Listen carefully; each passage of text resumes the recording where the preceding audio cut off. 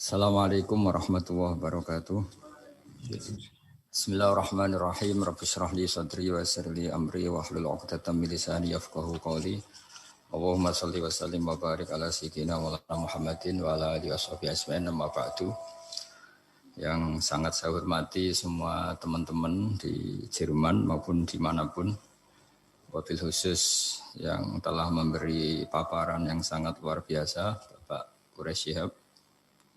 Saya hanya menambahkan, bukan nambah panas, tapi sudah ini bukan pemanasan karena acara ini acara halal bihalal, tambah adem. Jadi tolong diralat, bukan tambah panas, tambah adem, bukan pemanasan, tambah adem. Rileks saja. Begini ya, karena yang diutarakan Pak Quraish tadi sudah luar biasa. Saya hanya membantu referensi di antara ciri wali Allah itu asyafaqah alal khalqi kullihim. Punya empati, punya kasih sayang ke semua makhluk.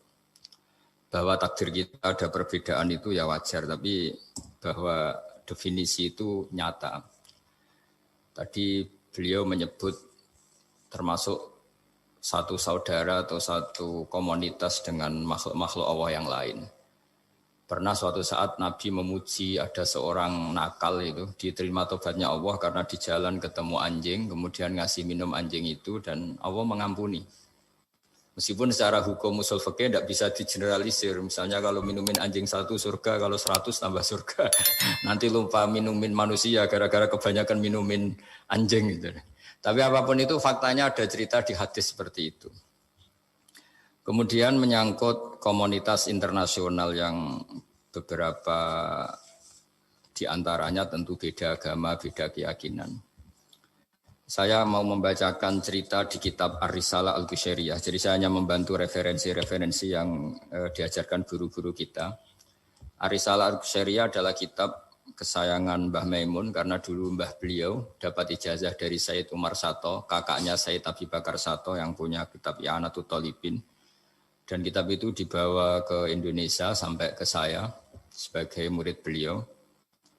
Di antara yang disebut dalam Ar-Risalah Al-Qushairiyah ini Thariqatu Ahlil Ilm, kitab Ar-Risalah Al-Qushairiyah itu.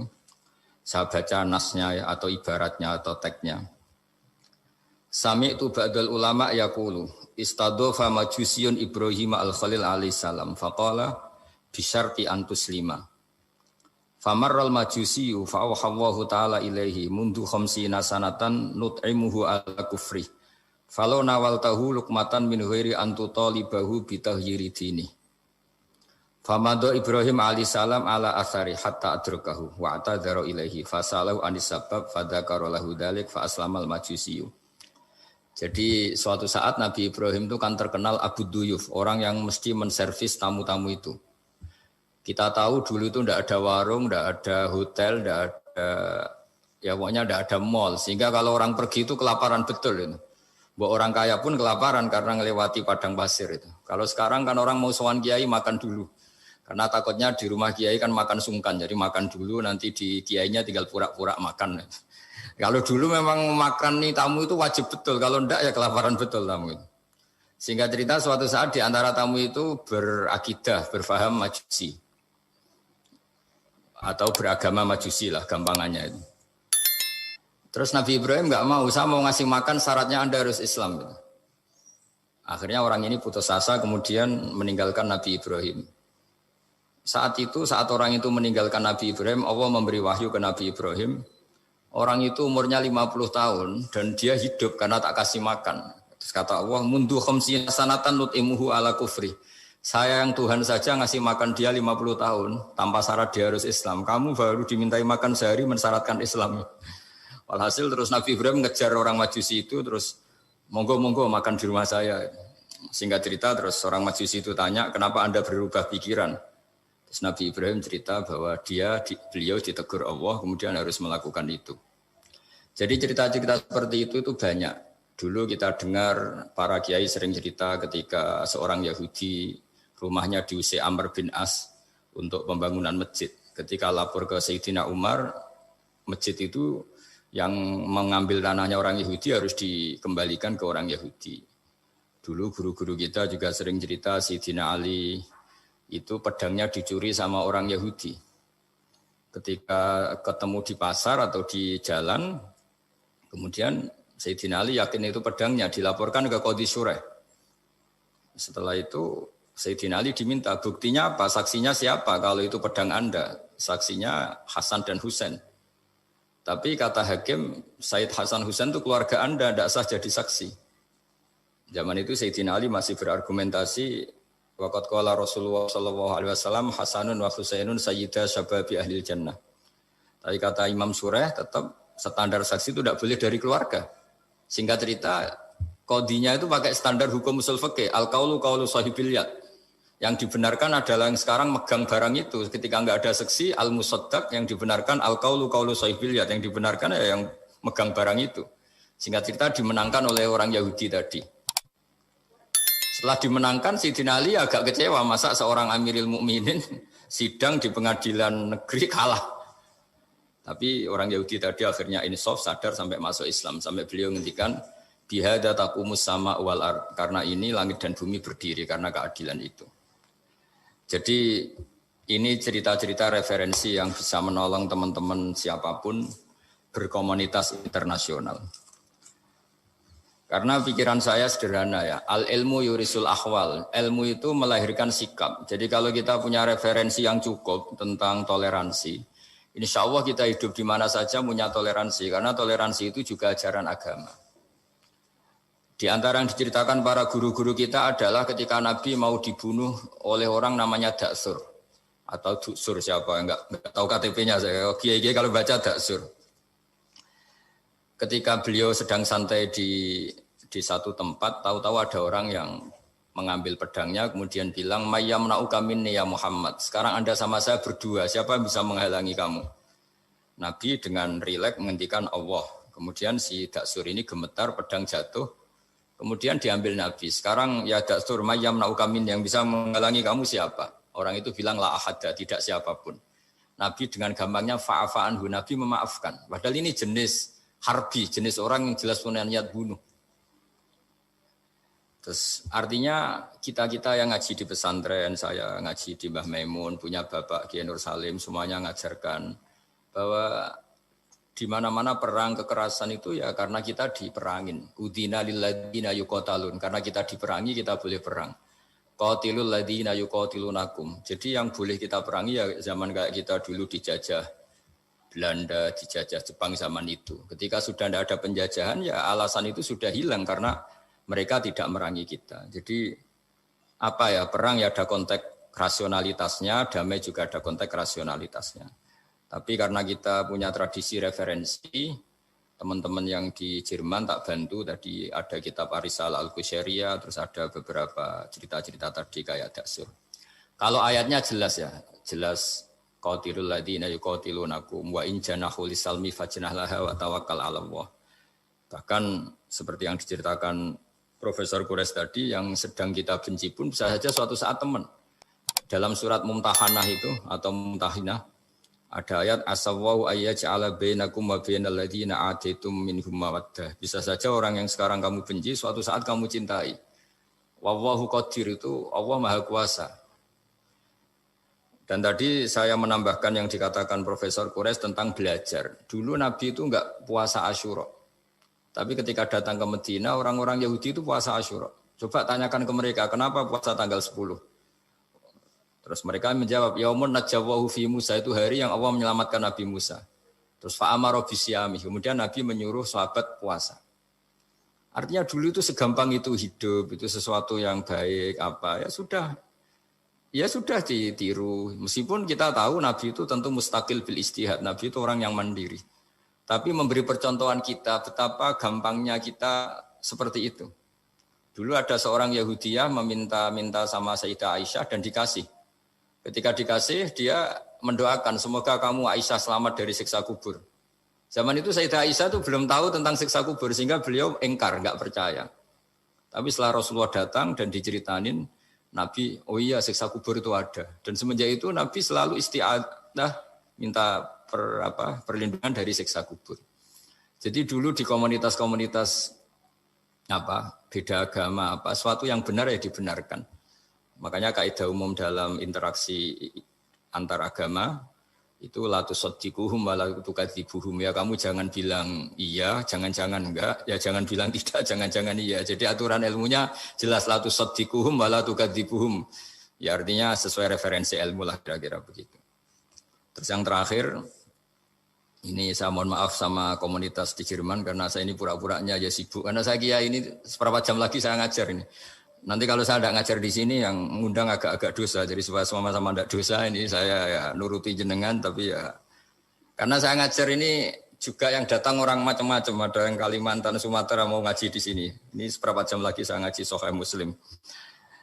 Yang terakhir ini di halaman Kitabu Adabil Ulfa wal Ukhuwah halaman 285 dalam Ihya juz 2. Jadi kitab saya juz 2. Mungkin kalau beda cetakan yang jelas ikut Kitabu Adabil Ulfa wal Ukhuwah. Di sini diterangkan oleh Imam Ghazali dengan beberapa riwayat yang disebut al-jironu salasatun. Bertetangga itu ada 3. Jarun lahu hakun wahid. Ada tetangga yang punya hanya 1 hak. Wajarun lahu hakoni wajarun lahu salah satu hukukin. Terus beliau cerita yang punya 3 hak itu ya tetangga, ya seagama, ya masih ada hubungan kerabat. Yang punya 2 hak ya tetangga, ya seagama. Terus wa amal ladzi lahu hakun wahid fal jarul musyrik. Yang punya hak 1 itu tetangga yang beda agama. Jadi intinya tetap dikasih hak meskipun beda agama.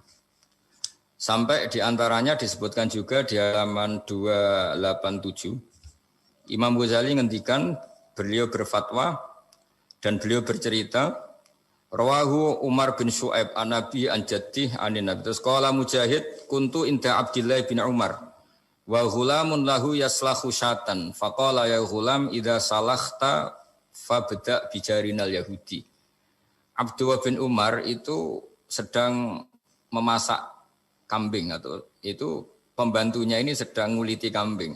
Itu pesannya Abdullah bin Umar ya ghulam idza salakhta fabda bijarinal Yahudi. Nanti jangan lupa tetangga kita yang Yahudi. Ini di Ihya halaman 287.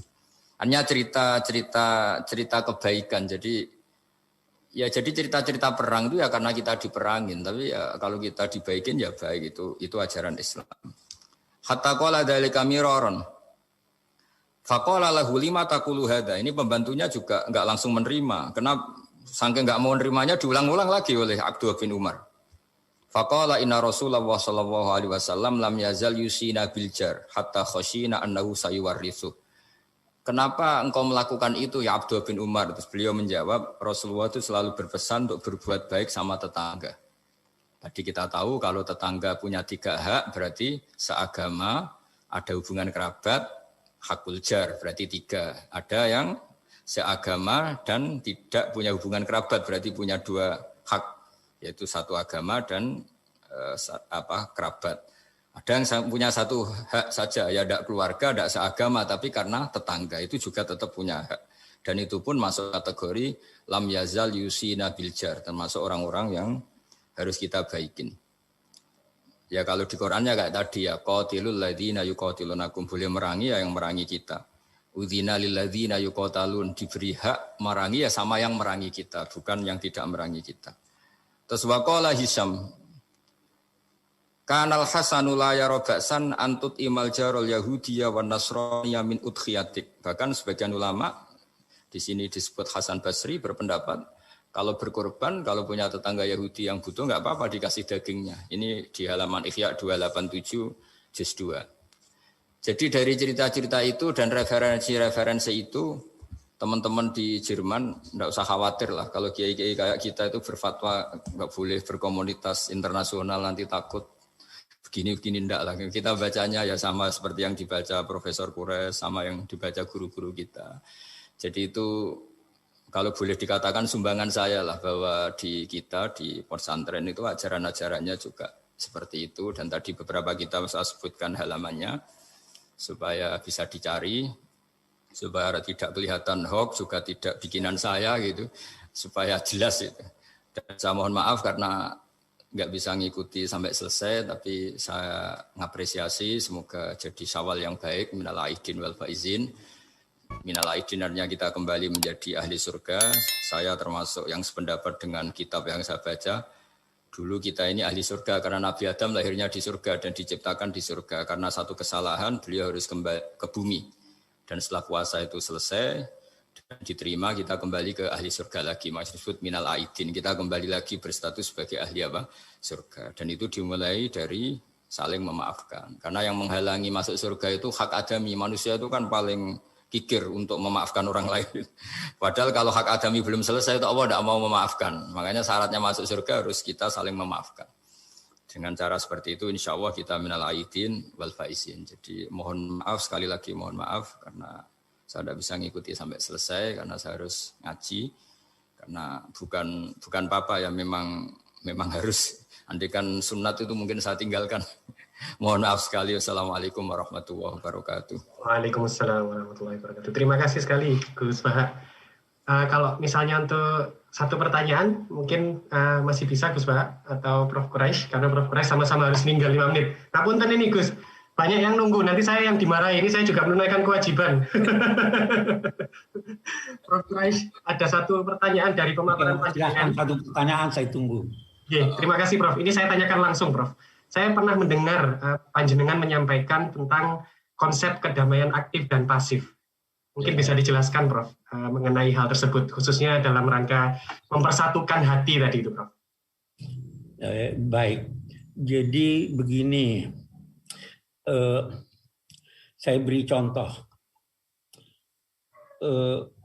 Damai pasif itu Anda tidak ganggu orang. Damai aktif itu Anda memberikan sesuatu yang positif pada orang. Kalau kita berada di bus, duduk tanpa menyapa yang di samping kita, tanpa mengganggunya, kita duduk dengan baik sambil membaca atau merenung, itu terjadi kedamaian, tapi itu damai pasif. Ada yang aktif adalah Anda memberi dia, ini koran Mas mau baca, ini permen Mas, ajak dia ngobrol dan sebagainya, itu damai aktif. Nah, di Al-Qur'an itu dua-duanya ada itu. Ya, idza khatabahumul jahiluna qalu salama. Kalau mereka itu disapa oleh orang-orang jahil, mereka tinggalkan. Salama, saya berikan kedamaian, damaian pasif. Nah, ya karena itu pesannya, kalau tidak bisa memberi, jangan ambil haknya orang. Kalau tidak bisa memuji, jangan cela dia. Kalau tidak bisa membantu, jangan jerumuskan dia. Itu damai pasif dan aktif. Terima kasih. Terima kasih Prof. Quraisy Shihab. Sejatinya kami ingin memohon doa juga, tetapi insya Allah sedikit insya Allah lain kali kita. Ya, Prof. Quraisy. Terima kasih sekali. Selalu, Prof. Terima kasih. Assalamualaikum. Terima kasih. Waalaikumsalam. Sekarang kita lompat kembali ke Gus Baha. Moga-moga beliau masih berkenan menjawab pertanyaan saya. Ngapunten Gus, satu saja Gus. Panjenengan pernah menyampaikan apabila kebodohan itu merusak, tetapi sok pintar itu jauh lebih merusak. Nah, ini mungkin panjenengan berkenan menyampaikan soal itu. Bismillahirrahmanirrahim. Tentu ada bodoh yang benar-benar nggak ditoleransi Allah Ta'ala, yaitu bodoh tentang Tuhan. Ya. Kita dikasih nikmat Allah, dikasih bumi untuk dipakai tanpa bayar, dikasih oksigen. Kemudian kita bodoh, nggak tahu yang memberi siapa, itu kan bodoh betul. Tapi lebih merusak lagi ketika nggak ngerti, mengklaim dirinya sebagai ngerti. Karena itu artinya kan sesuatu yang harusnya larangan dimengerti. Gara-gara kamu bilang itu ilmu, itu terus diilmukan. Jadi sesuatu yang salah tapi diilmukan. Itu lebih ngeri karena menyesatkan. Saya beri contoh misalnya begini. Kita di pondok itu kan ngaji jelimet lah. Jelimet itu ya detail. Sehingga kita tahu lah bodoh yang paling nggak ditoleransi itu bodoh tentang Allah. Sehingga ketika pertama kita ngaji, awalu wajibin alal insan ma'rifatullah. Pertama yang harus kita tahu itu Allah. Kita sebagai warga negara Indonesia saja tahu presidennya siapa, bupati kita siapa. Masa di buminya Allah tidak tahu yang bikin siapa, itu kan kebangetan. Itu bodoh, itu merusak. Terutama bodoh dalam hal-hal yang harus ngerti, yaitu tadi ma'rifatullah. Tapi juga ada yang lebih fatal lagi, tidak ngerti tapi menyesatkan dengan klaim ngerti. Itu yang umat Islam zaman Imam Ghazali itu selalu mengingatkan bahayanya filsafat yang menyesatkan. Misalnya teori tentang Tuhan. Tuhan itu logos terus begini itu jeluwimet. Sampai yang dengarkan aja nggak paham. Yang ngomong juga masih nggak paham, apalagi yang mendengarkan. Tapi itu kan mengkaburkan teori Tuhan yang sejelimet itu. Padahal Tuhan bisa ditemukan dengan cara yang mudah. Tuhan itu siapa? Ya, yang pokoknya yang menciptakan langit bumi namanya Tuhan. Tuhan itu siapa? Yang wujudnya paling awal itu namanya Tuhan. Tapi gara-gara diberi penjelasan seakan-akan jelimet ilmiah, padahal itu nggak benar, itu hanya nggak benar. Nah, itu lebih ngeri lagi karena orang akan bertuhan dengan cara yang salah. Ya kira-kira gitulah contoh ekstrimnya. Terus saya gimana? Saya nambahin tadi. Sampun. Sudah cukup ya? Terakhir penutup permintaan dari kawan-kawan untuk berdoa, Gus. Untuk kami-kami yang di sini. Karena Prof. Siap tadi juga sudah melimpahkan ke panjenengan. Oh ya. Terus saya menambahkan sedikit tentang yang didawuhkan Pak Kures tadi. Memang di terakhir dawuhnya Nabi, kamu harus berbuat baik. Kalau nggak bisa ya Rasulullah, mendukung yang baik. Kalau nggak bisa ya Rasulullah, Nabi terakhir ngendikan takufu syarroka anin nas fa innaha sadaqatun minka ala nafsik. Potensi kejahatan kamu jangan menimpa orang lain, itu ya bagian dari sedekah kamu. Jadi takufu syarroka anin nas fa innaha sadaqatun minka ala nafsik. Jadi misalnya bawaan kita baru nggak mood, bawaan kita baru ingin emosi, ya sebaiknya jangan ketemu orang, nanti bawaannya cemberut. Tapi kalau bawaan kita sedang baik, ya sudah nggak apa-apa ketemu orang. Itu jadi ya, diukur-ukur sendiri lah gitu. Pokoknya kalau sedang jatuh tempo kredit, banyak utang, nggak usah keluar. Nanti bawaannya ketemu orang marah ya kira-kira gitu. Ya dihitung-hitung sendiri. Al-Fatihah. A'udzubillahi minasyaitonirrajim. Bismillahirrahmanirrahim. Alhamdulillahirabbil alamin. Arrahmanirrahim. Maliki yaumiddin. Shiratal mustaqim. Shiratal ladzina an'amta 'alaihim ghairil maghdubi 'alaihim waladdallin. Bismillahirrahmanirrahim. Nahmaduka ya Ghafur ya Syakur ya Wadud. Allahumma shalli wa sallim wa barik ala sayyidina Maulana Muhammadin wa ala alihi wa barik wasallam asma'in. Nas'aluka ya Allah bi anna lakal hamda la ilaha illa anta al-hannan al-mannan ya baqi as-samawati wal ardi ya hayyu ya qayyum. Nas'aluka ya Allah antarsukuna at-ta'asiyya wal quwwata wal iktida bi nabiyyika Muhammadin sallallahu alaihi wasallam. Rasulullah yasma'alim ayatika yu'allimuhumul kitab wal hikmata yusakkimuna kantal azizul hakim. Wa nas'aluka ya Allah anta ta'ala himmatana fi hadhihi dari ila kalimatikal ulya wasujuda laka warruku alaka hatta nakuna ibadan laka ma'ari ayatin minka wa khiftin minka ya wa ir'ana bi aini ayatik wa hfatna bi khiftik nama kunna ya wa fi ardika wa fi mulkika ya wa faj'alna aminin mutmainin alladina la khaufun alaihim wa lam yahzanun warzuqna al-busyra fid dunya wal akhirah urzukna ya wa at-tawadduta wa at-tahata ya wa sing yakunu dzalika sababan ya wa li ilahi kalimatika al-ulya wa khidmati dinika ya wa alal mahajjati bayda lailuha kana hariha ya aqimna ala dzalika wa inna ala dzikrika wa syukrika wa husni ibadatik rabbana atina fid dunya hasanah wa fil akhirati hasanah wa qina adzabannar sallallahu ala sayyidina Muhammad sallallahu alaihi wasallam subhana rabbika rabbil izzati amma yasifun wa salamun alal mursalin walhamdulillahi rabbil alamin. Al-Fatihah. Ar-Rahmanir-Rahim. Maliki yaumiddin. Shiratal mustaqim. Shiratal ladzina an'amta 'alaihim ghairil maghdubi 'alaihim waladdallin. Ya, mohon maaf. Assalamualaikum warahmatullahi wabarakatuh.